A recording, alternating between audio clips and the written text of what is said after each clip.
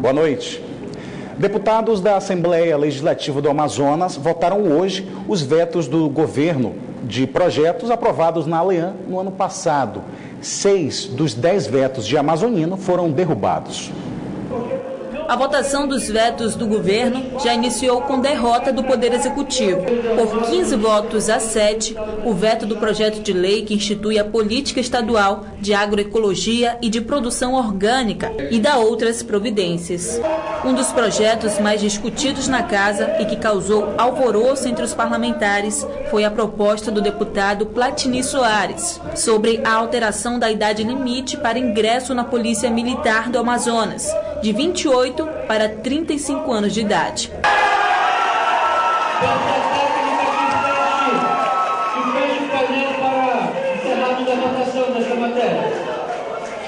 O placar foi de 12 a 11 pela derrubada do veto, mas como eram necessários 13 votos para configurar maioria absoluta, o veto foi mantido. Esse sistema para que as pessoas tenham a oportunidade a mais de entrar nos quadros da polícia, como também algumas coisas relacionadas a um quadro especial do policial militar que já está nas fileiras, ter a oportunidade de ascender na carreira até o oficialato, isso aproveitando a experiência do policial militar. A deputada Alessandra Campelo também teve projetos vetados pelo governo do estado. Um deles dá destaque à divulgação da lei do feminicídio.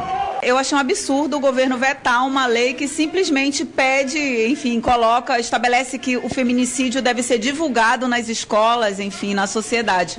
Então, é um veto totalmente absurdo. Além dos vetos, outro assunto discutido na Assembleia Legislativa do Amazonas foi a instauração da CPI da Saúde, que está a uma assinatura de ser aprovada. Até o momento, 7 deputados assinaram a favor da CPI. Até ontem eram 6, aí a deputada Alessandra assinou, então já são 7, falta no mínimo uma assinatura. Então, de 24 deputados, no mínimo 8 precisariam assinar o pedido para investigar a situação de saúde. E para a gente entender melhor esse embate entre os poderes executivo e legislativo, o Band Cidade recebe o cientista político Carlos Santiago. Boa noite, Carlos. A gente está em ano de eleição e aí está cada vez esse embate aí no poder legislativo e executivo deixa a gente assim cada vez mais sem entender, né? Não está muito bem desenhado quem está do lado de quem nesse cenário político do Amazonas, não é isso? Primeiramente, boa noite, Neto Cavalcante. Um prazer estar novamente aqui na Band Cidade e colocando para você de forma clara. O governo Amazonino Mendes, ou seja, o governador Amazonino Mendes, foi eleito agora na eleição suplementar sem uma bancada. Por quê? Porque a eleição era somente para governador do estado.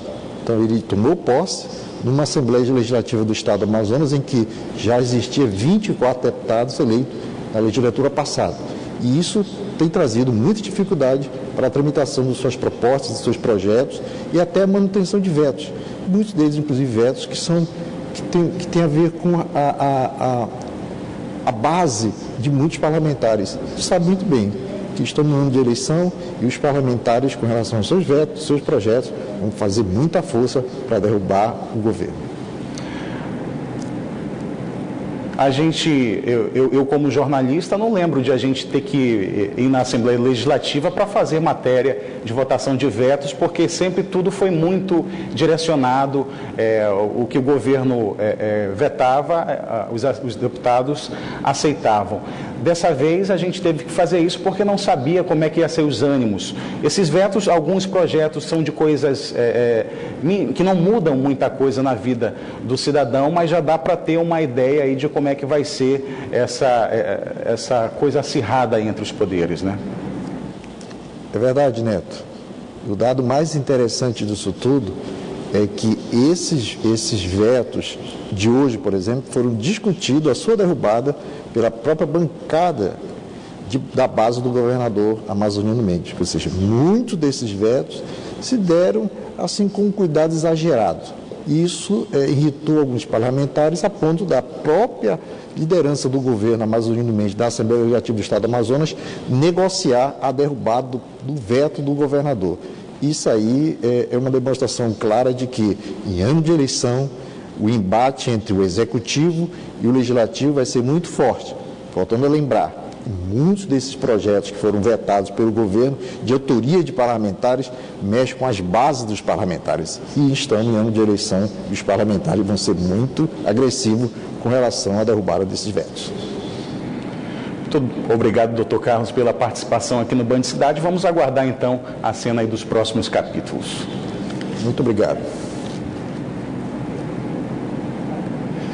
E desde o dia 5 deste mês, a Seja Digital, entidade administradora da digitalização da TV, começou a fazer o agendamento de pessoas que possuem benefícios em programas do governo federal para receberem um kit da conversão de forma grátis.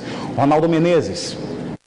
A ação está sendo realizada em diversos bairros das zonas norte, sul e oeste da cidade para atender beneficiários dos mais de 20 programas do governo federal. Eu converso agora com Maísa Porto, ela que é gerente regional da Seja Digital. Maísa, por que surgiu essa necessidade de fazer esse mutirão nesses pontos de Manaus?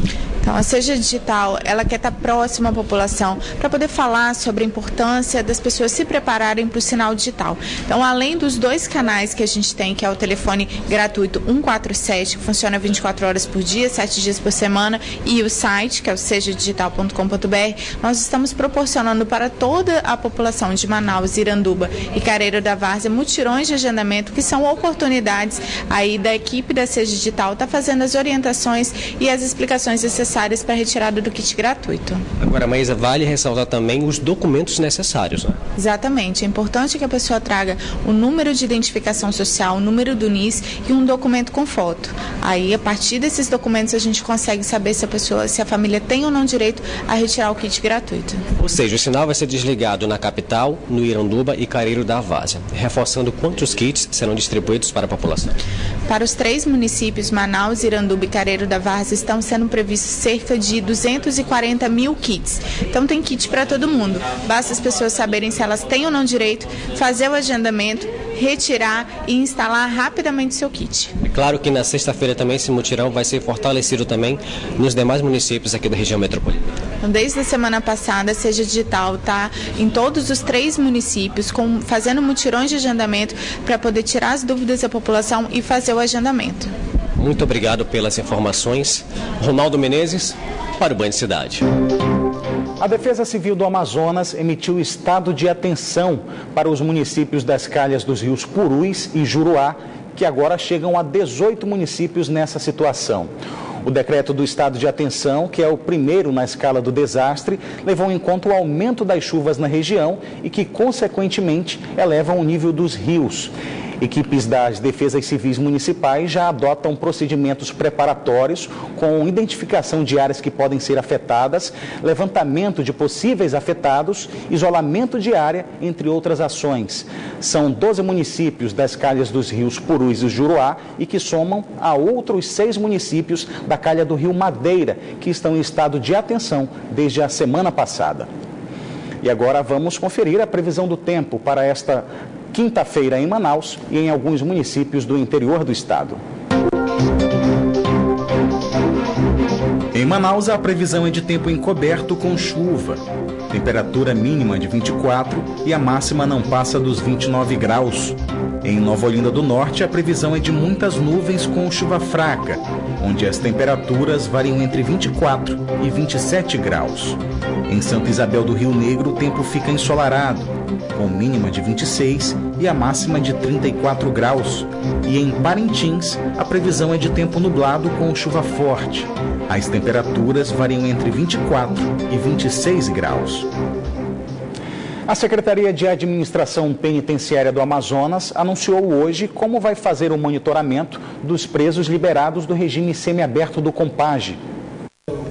A previsão é de que no início do mês de março, os presos do regime semiaberto do Compage sejam liberados. A preocupação da população era saber como os presos seriam monitorados, mesmo estando com tornozeleiras eletrônicas. A Secretaria de Administração Penitenciária apresentou as medidas que vão embasar o trabalho das equipes que vão atuar nas fiscalizações. Nós estamos, nossa parte como CEAP, estamos triplicando a nossa fiscalização, estamos estamos aumentando aquelas pessoas na administração para fazer essa informação, se não em tempo real, mas no dia seguinte, informar a vara de execuções penais. Todos os detentos utilizarão as tornozeleiras eletrônicas com rastreamento feito pelo Centro de Comando e Controle. O sistema de monitoramento é feito via satélite com 95% de precisão.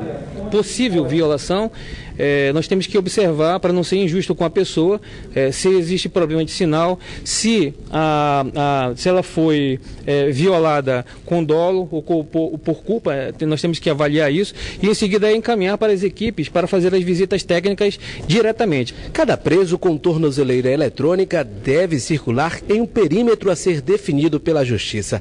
Além disso, o detento deve tomar algumas medidas para garantir que o equipamento fique funcionando 24 horas por dia.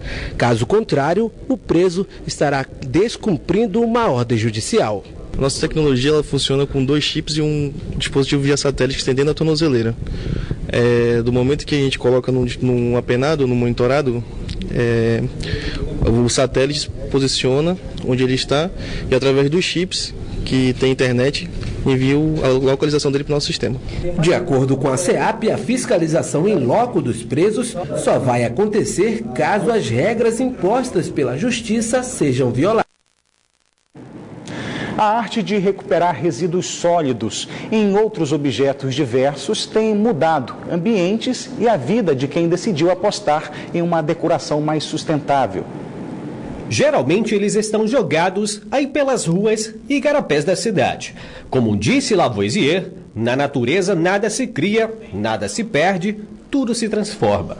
É justamente isso que essa turma está fazendo. Eles transformaram as garrafas PET em puff. Para fazer um desse, foi preciso uma média de 50 garrafas. E ficou perfeito.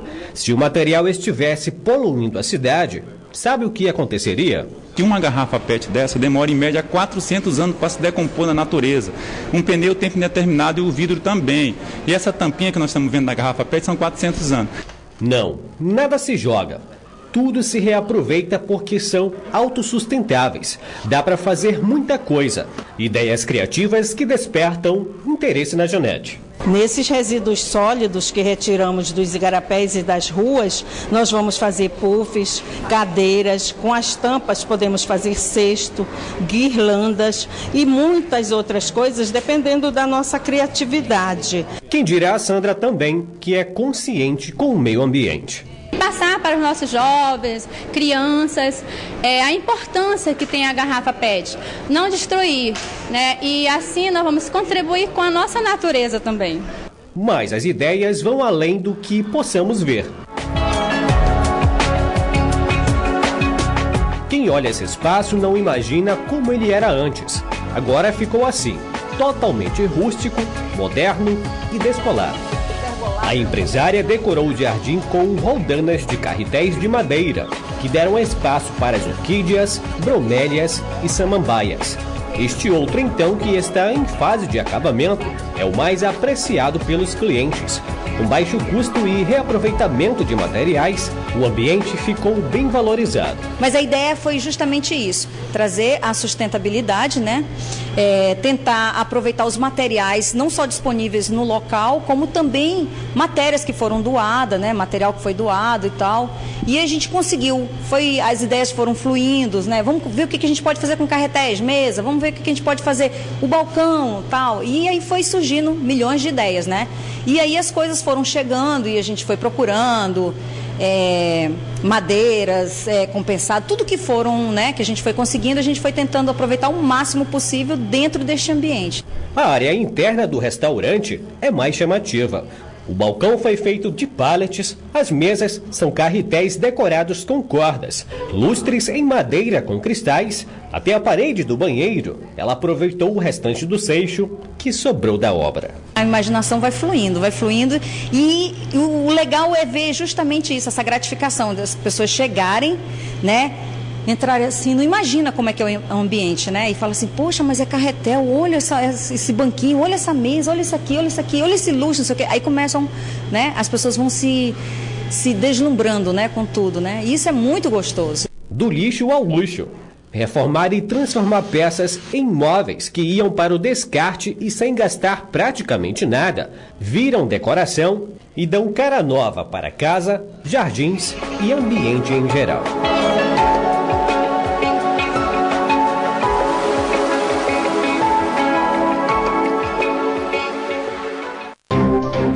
Na noite desta terça-feira, o portal No Pódio, em parceria com a Associação dos Cronistas e Locutores Esportivos do Amazonas, a ACLEA, realizou a entrega do Prêmio Profissional da Imprensa Esportiva. E o repórter da Band Amazonas, Orestes de Taif, foi um dos agraciados. O prêmio foi entregue aos profissionais de destaque que contribuem nas informações esportivas e suas atividades.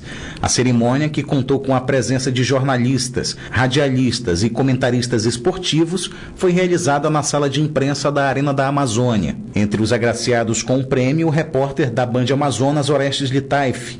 Orestes se destacou por matérias realizadas para o jornal Band Cidade, Band News e programa de esporte Jogo Aberto da Band. Cobriu jogos na Arena da Amazônia, inclusive da seleção brasileira, competições de artes marciais, voleibol e atletismo, sempre com o compromisso de levar a melhor informação ao telespectador da Band. Já que ele é o repórter de esportes da Band Amazonas, nós mandamos o Orestes para conhecer uma turma que pratica uma modalidade esportiva que mistura força e resistência. É o futebol americano. E o mais legal é que aqui em Manaus a equipe que tem treinado forte e se destacado é uma equipe feminina. Elas são delicadas e cuidam bem da beleza. Uma vaidade natural que é deixada de lado quando elas entram em campo. Não, todas aqui continuam sendo moças bonitas e não afetam em nada, assim. E o esporte deixa a gente bem livre, assim, sabe? Pra ser do jeito que a gente é. O nosso time, pelo menos, é bem tranquilo. O contato é inevitável. O futebol americano, que é visto como uma modalidade esportiva praticada apenas por homens, tem caído no gosto das mulheres, tanto que o Amazonas possui 3 equipes. O Manaus Cavalier é uma delas. O time, que também tem uma equipe masculina, se destacou justamente por causa das mulheres. A inserção das mulheres no futebol americano está aumentando a cada dia. É um esporte que está crescendo de forma absurda no Brasil todo e o Manaus não está deixando para trás. As mulheres estão começando a acompanhar cada vez mais. O futebol americano está se tornando algo mais corriqueiro, a presença delas. O time, que respira vaidade, começou 2018 com o pé direito. Em janeiro, conquistou o torneio regional realizado em Roraima e agora se prepara para os próximos desafios da temporada. São 2 horas de treinos 3 vezes na semana. Esse período agora a gente vai estar bem no físico, né? Fazendo a parte do físico, até porque entraram novas meninas. E para parar uma jogada é tirar a flag, é tirar a fitinha do lado. Então não tem tanto contato, é bem mais fácil para uma pessoa que está procurando entrar nesse esporte e não se machucar tanto. Ou seja, a mulher tem espaço, sim? Com certeza, totalmente espaço aí no futebol americano. Se quiser conhecer, vem que é muito interessante. Em março, o Manaus Cavalier disputa a seletiva e em junho participa do maior desafio da temporada, o Regional de Futebol Americano, que vai reunir as melhores equipes da região norte do Brasil. Agora é contar que os treinos passem a resultar em entrosamento e que a beleza possa se transformar em força e resultar em vitórias.